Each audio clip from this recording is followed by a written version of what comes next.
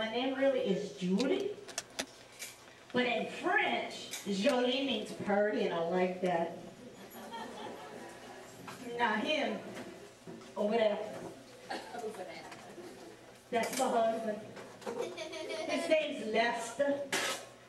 But everybody calls him Villain.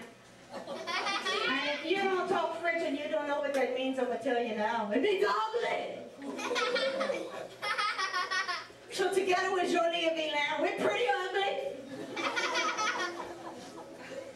Now, does anybody know what Cajuns say when they're having a good time? Baton, that's right. You can't play a French game later. You was the one laughing when I say Villain. You already knew, huh? When Cajuns are well, let's see. We're gonna have to do this. Okay, when I say A, you say E. A. E. A. E. When I say A, you say E. A. E. A. E. Now we're gonna put that together and it sounds like You try it. Oh, y'all are not ready for me. I'm gonna sit over it. God, it is tall. Don't be afraid, I am a professional.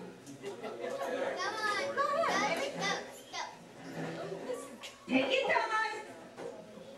Take your time. I gotta put some stuff on over here.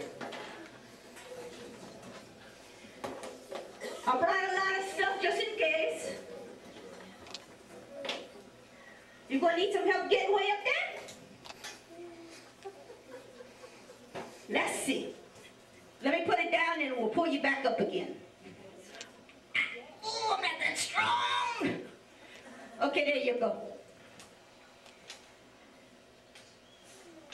There you go. And what's your name? Eric? How old are you, Eric? 6. How did you break your arm, Eric? This time. That's what I heard earlier. There's a this time to that story. That usually means you've done this one more time before.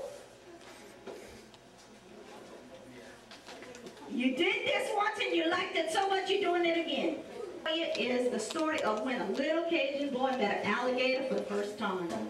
And it's funny that your name is Eric, because the name of the little Cajun boy is Eric. Can you guess how old he was? He's 6.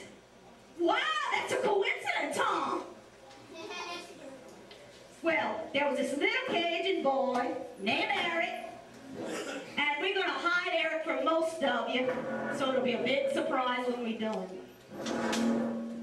And Eric lived in a little bayou town, and his daddy had started a fire outside. And his daddy told him to go out in the forest, go out in the swamp, go look on the bayou side, go look everywhere, we need some firewood. So that's what he was doing. Kids, close your eyes real lightly, tight, not so tight. There you go, just like that. So little Eric was going in the forest, and he was looking in the forest, and he was looking on the bayou side, and he was looking in the bayou, and he was looking in the swamp. When he came upon this really, really strange looking log, a log like none he had ever seen before. This log was about 13 feet long, and it was green, not brown, so that was a little confusing. And he found it laying on the side of the bayou. Well, so he saw that, and he hadn't really found any other firewood that day, so he got back for the firewood, and he picked it up, and he carried it on his back all the way back to his house. And when he got it back to his house, they will bite you. They are wild animals. And he said, oh, okay, Daddy, I had never seen an alligator before. I didn't know that that's what that was. So the next day, he decided that he wanted to go for a swim in the bayou. Yeah, you're guessing, huh? So he went for that. He walked through the forest. He got to the bayou. And his daddy had told him, you got to be very, very careful of the alligators. So he was trying to be careful of the alligator, and he was looking around and looking around, and he looked all over in the forest. He didn't see the alligator. He looked all the way in the swamp. He still didn't see no alligator. He looked on the bayou side. He didn't see no alligator. Then he looked in the bayou. He still didn't see no alligator. Well, so he was thinking, oh, well, maybe I might get to go swimming today. And then he saw something that looked a little peculiar. He saw a very strange looking log in the bayou, floating on the top. And he thought to himself, you know, yesterday I thought that was a log, but it wasn't a log, it was an alligator. So, I don't know, maybe this is the alligator. Because it don't really look like any log I've ever seen. So he said, excuse me, Mr. Log, are you a log or are you an alligator? Well, that alligator figured out he wanted to get even for that little boy throwing him in the fire.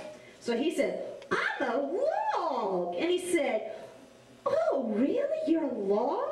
Well, I wanted to go swimming in the bayou today. Would you like to swim with me? And the log said, why, yes, I would love to go swimming with you, little boy. So Eric, still being careful, because he didn't want to make the same mistake he had made the day before, said, well, Mr. Log, I would love it if you come swimming with me. How about if you swim to the side of the water, the side of the bank of the bayou, and then when you get there, you and I could swim together. He said, oh, I'd love to do that with you, little boy.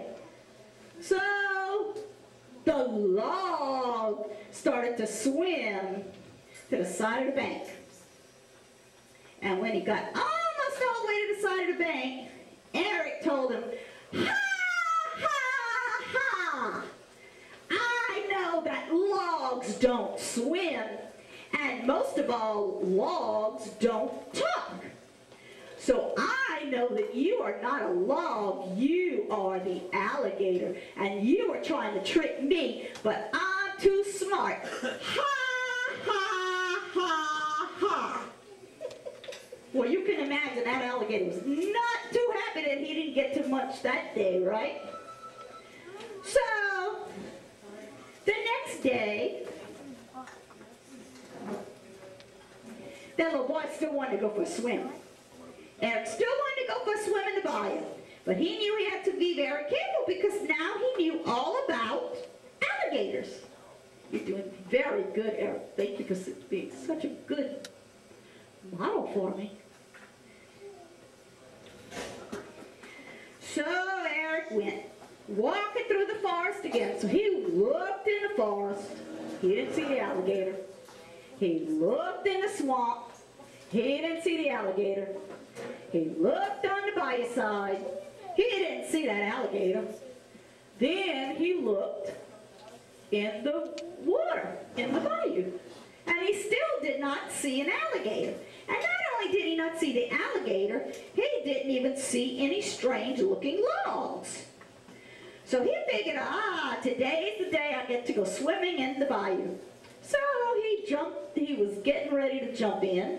And he was taking his little shorts off because he had his swim trunks on underneath. And as he was getting ready, where do you think that alligator was? Where? Behind him? No, he wasn't behind him. Under the water.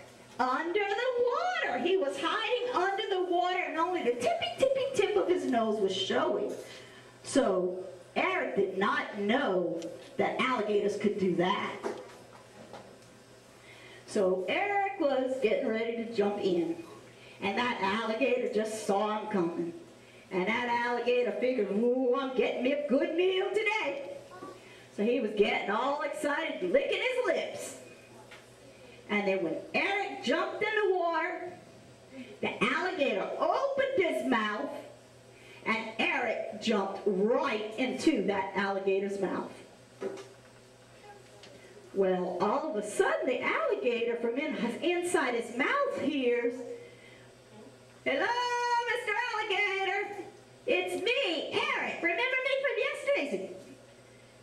You know, yesterday, when I fooled you, I said, ha, ha, ha. But today, you fooled me, and all you said is,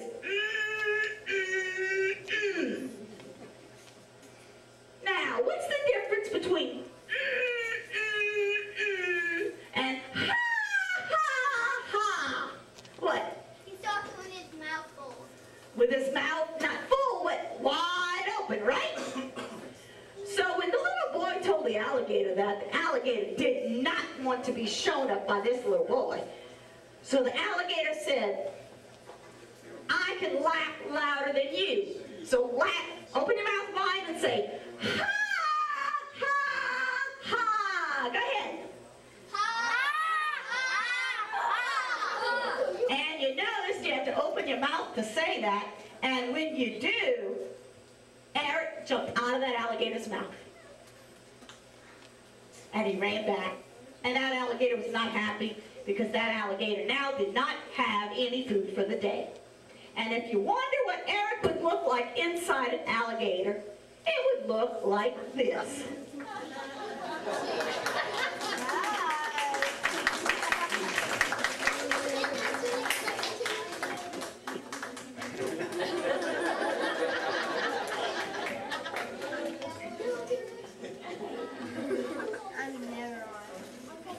You like it, Eric? All right, give Eric a big hand. He was a good sport.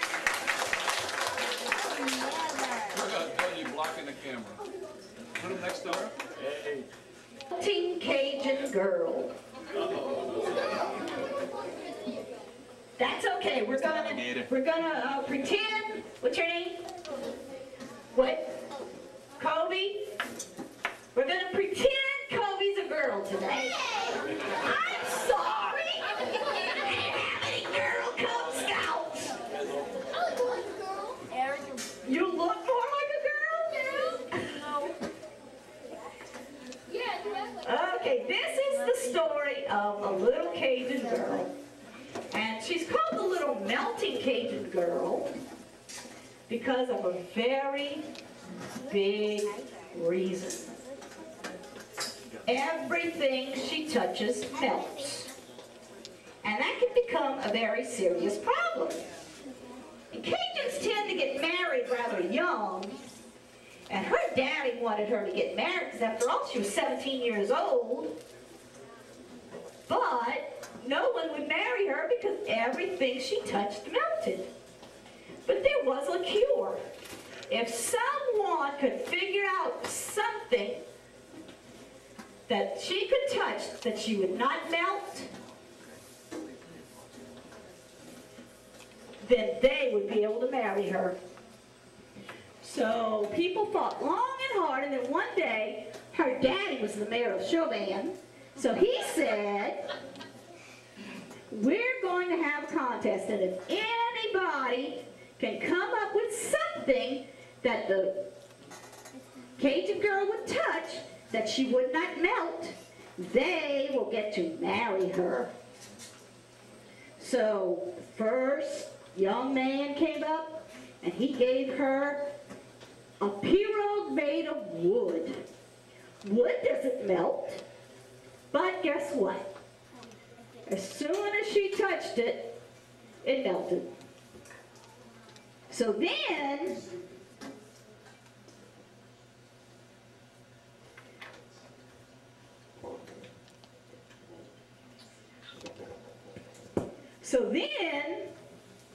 the next person came up, and they handed her a little, well, not so little, diamond ring. That's not